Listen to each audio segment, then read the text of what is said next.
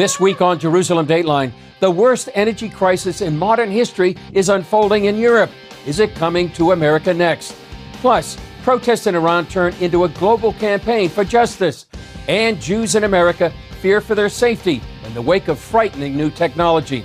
And we give you a special taste of the Feast of Tabernacles. All this and more this week on Jerusalem Dateline.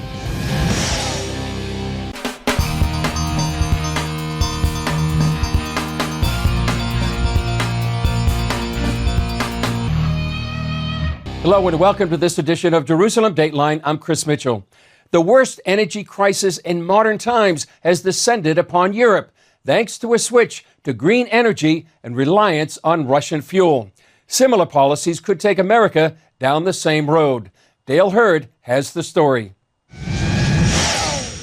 Some Europeans are so angry over sky-high energy bills, they're burning them. Others are starting to gather firewood for winter. These are some of the wealthiest nations in the world, and yet citizens are wondering if they're going to be able to heat their homes when the weather turns cold. London's mayor is warning that millions won't be able to afford food or heat this winter. We're at prices which are 10 to 15 times the 10-year average. People can't afford to pay that much for their energy bills. Europe's closure of hundreds of power plants in favor of wind and solar and its decision to rely on Russia for 40% of its natural gas have backfired badly. The Nord Stream 1 and 2 pipelines from Russia to Germany are both offline now after being rocked by an explosion last week, what is suspected to be sabotage. Germany was warned repeatedly by then-President Donald Trump that it was making a big mistake by turning to Russia for energy, including this speech at the United Nations in 2018. Germany will become totally dependent on Russian energy if it does not immediately change course. Germany's UN delegation appeared to laugh at Trump's warning. They're not laughing in Germany now. Dr. Holger Tuss in Germany is the president of the European Institute for Climate and Energy. It's crazy. Everybody's afraid of the upcoming winter. And nobody really knows what's going to happen. And nobody also knows where the energy is going to come from. Businesses across Europe that can no longer afford their monthly energy bills are shutting down. The value of the euro and the British pound have dropped dramatically. And despite an energy crisis that has turned into an economic crisis, European nations are continuing to close and dismantle nuclear reactors. 10 years ago, Germany had 17 nuclear reactors. It's decided to keep only 2. And only as backups. America should learn a lesson from Europe's energy crisis, but the Biden administration seems to be going down the same road. The White House wants America on 100% green energy in just 13 years. And congressional Democrats continue to pressure banks to stop funding the oil and gas industry. Answer with a simple yes or no. Does your bank have a policy against funding new oil and gas products? Mr. Diamond. Absolutely not, and that would be the road to hell for America. It has certainly been the road to economic hell in Europe, which is now bracing for a winter of social unrest. Dale Hurd, CBN News. Israel's military is preparing for a potential escalation with the Hezbollah terror group amid tensions over a maritime border dispute with Lebanon. Israel and Lebanon both claim the same stretch of Mediterranean Sea that's rich in natural gas resources. Israel rejected Lebanon's changes to a U.S. proposal to solve the dispute, leaving open the door to a potential conflict. For months, Hezbollah, which is based in Lebanon, has threatened to attack Israel if it begins drilling at a gas field in the disputed waters. Israel says the gas field lies within its internationally recognized borders and will defend itself from any attack from the terror group. Protests in Iran over a young woman's death while in the custody of the so-called morality police is now a global movement. Demonstrators from around the world are joining a cry for regime change. These students are shouting death to the dictator. What began as protests over the death of a 22-year-old woman, Mashara Mehdi, for not wearing her hijab properly, has become a cry for regime change. The cries have now become a global movement, In the streets of Paris, Rome, Toronto, Santiago, Chile, and many other cities, hundreds of thousands have gone to the streets. One act during these protests is women cutting their own hair. I cut them for show my solidarity with the women in Iran, because it's the minimum things that I can do. And all I have to say about this is that it's about time, because for over 40 years, the people of Iran have been dealing with this, and the West, despite the fact that they're supposed to be a bastion of liberal values, true liberal values and progressive values, equality between men and women, we have not stepped up enough when it comes to supporting the people of Iran against this dictatorship. In Iran, members of the parliament shouted their loyalty to Iran's supreme leader. And Iran's President Ibrahim Raisi vowed the protesters would pay a price. Those who took part in these disturbances and disturbed the security of the society and harmed people's lives and belongings must be brought to justice, including those who provoked them or encouraged them to protest. So far, Iranian police have killed nearly 150 people during the protest. This scene shows a policeman shooting a demonstrator in cold blood. Hundreds more have been arrested and reportedly tortured. The latest epicenter of the protest seems to be Sharif University in Tehran. Reports on social media say it's become a battlefield after military forces surrounded the school without allowing students to leave. Reza Pahlavi, the son of Iran's Shah who held power before the Iranian Revolution, tweeted, "The Islamic Republic is firing on students at Iran's Sharif University. Yet reports indicate the U.S. may send this criminal regime billions yet again." Pahlavi is referring to the current negotiations between the U.S. and Iran to limit Iran's nuclear program. A senior administration official said they will continue to negotiate despite the ongoing protests. Critics warn sanctions relief for Iran would give it $1 trillion by 2030 to continue its terror activities in the region and its crackdown on its people.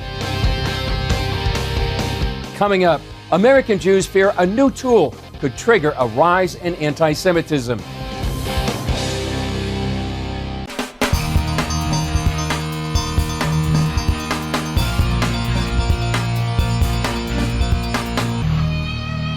Elderly Jewish men attacked on the street, angry mobs coming after Jews as they dine in restaurants. Whether it's from the extreme right or extreme left, anti-Semitic violence is on the rise in America. Now a new tool is making it easier to target Jews. Heather Sells reports from Boston. Creators of the Mapping Project say it is designed to expose those who support the colonization of Palestine. It goes a step further, however, calling for the dismantling and disruption of almost 500 organizations and individuals, many who are Jewish, like Rob Likend. He is the New England director for the American Jewish Committee. There was extensive research. It gave addresses. It gave the names of directors. I'll mention it. Eli Kohanim, the State Department's former deputy special envoy on anti-Semitism, says the map paves the way for more attacks. The members of the Jewish community in the United States have been completely shocked. The Mapping Project comes amidst rising levels of violence in the U.S., as well as a rise in anti-Semitic attacks, including here in New England. Attacks like these in New York last year when an angry mob came after Jewish diners. Assailants are also known to go after elderly Jewish men and even vandalize schools. This is the ninth anti-Semitic hate incident to happen this year at Manhattan Beach schools. The Anti-Defamation League tracks harassment, vandalism, and assault in the U.S. Last year, it recorded the highest number since it began following the attacks in 1979. The American Jewish Committee also states 1 in 4 American Jews reported anti-Semitism in the last year. There's tremendous anxiety in the Jewish community. This is a moment where people feel like things have changed. Likend says that after World War II and the Holocaust, American Jews found growing acceptance in U.S. society, and there was a sense of the past being left behind. Now he sees a new boldness in anti-Semitic thinking. People who have those ideas, who kept them to themselves, now feel increasingly comfortable expressing them. Those anti-Jewish sentiments are popping up in the form of flyers like these dropped in suburban neighborhoods. Others blame Jews for profiting off the pandemic. This anti-Jewish hate is coming from both the extreme left and right. For instance, white supremacist-driven ideology motivated the Pittsburgh synagogue shooter who killed 11 people. Likend explains the disturbing line of thought. The Jews are somehow the engineers behind a vast conspiracy to turn America into mud people. We're race mixing. It's all of a sudden going to turn this country into a homogenous country where white people will no longer exist. That idea sounds crazy to many of us, but it now has a very substantial audience. On the left, there's anti-Zionism. The notion that Israel is the worst place on earth. Kohanim points out a trend in Europe where attacks on Jews increase when there's conflict in Israel. That is now happening in the U.S., most recently during Israel's conflicts with Gaza. We had caravans of Palestinian flag cars driving through Jewish neighborhoods, particularly looking for Jews to attack. And in fact, they did attack Jews all across this country. The FBI is keeping tabs on the mapping project. In Boston, a wide array of elected officials and community leaders have denounced it. Still, the site remains, and so does the threat. In light of that, Likend is even more focused on building bridges and encouraging conversations about anti-Semitism, hoping people will learn to better tolerate and even appreciate our differences. Reporting in Boston, Heather Sells, CBN News. Up next, potential nuclear war, economic turmoil, and political crises. What in the world is going on? We ask a global prayer leader her perspective on the current state of the world.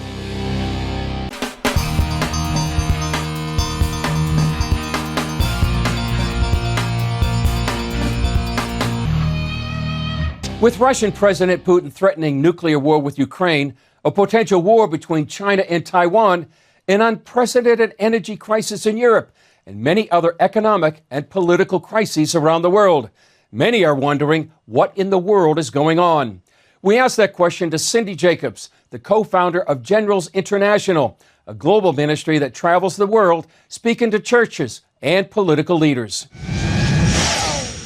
Of course, that's a broad question, what's happening in the world today. However, you know, I chair a group of prophets. We've met for 22 years. Your own Rick Writings from here in Jerusalem is part of that. And we have been watching to be able to pray to stop World War III for about 10 years now. And, you know, the Arab Spring that came and all these different things sprang up. And so now we are diligently praying that the Ukraine-Russian conflict war will not become World War III. And of course, you know, it seems like over and over there's things that say, well, this could be it. This could be it. Now, the good news is the Polish intercessors are at the border. They've been praying, they prayed like 100 days at the border. And I know the people in Amsterdam are. So the praying church is holding back the forces of evil, you know, really holding the line. But we're a tinderbox. I mean, it's a tinderbox. You live here, you know, and every day in a tinderbox in Jerusalem. But the scripture the Lord gave me, where it says, yet once again I will shake the nations. And so we're at that point where God is shaking the nations. He's shaking it so that people will get saved. So we'll let go of a lot of things we need to let go of. And so that we will move into a place of destiny. If the Lord is shaking the nations right now, how should we as believers responding to that? Yeah, that's a really great question. Number one, don't be afraid. You know, all of us have measures of fear inside of us we're really maybe not aware of. And so, you know, do we trust God for provision? Do we trust God if there was a war? You know, I remember one time my husband got laid off and the Lord told him, you thought you trusted me, you trusted in your paycheck.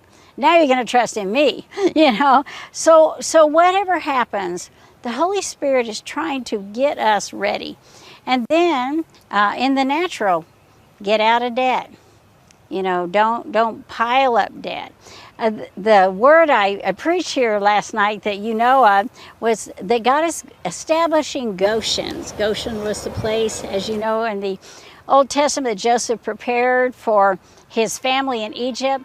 Well, God is preparing Goshens for us. Places where we'll feel safe, where we'll have provision, where we'll have what we need. You know, and we can trust. God's a good Father. Still ahead, an up-close look at the 7 superfoods of the Bible.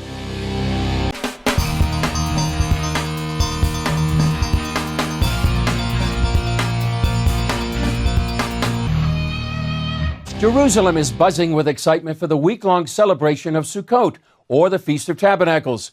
During that time, Jewish people eat what are known as the 7 species of the Bible.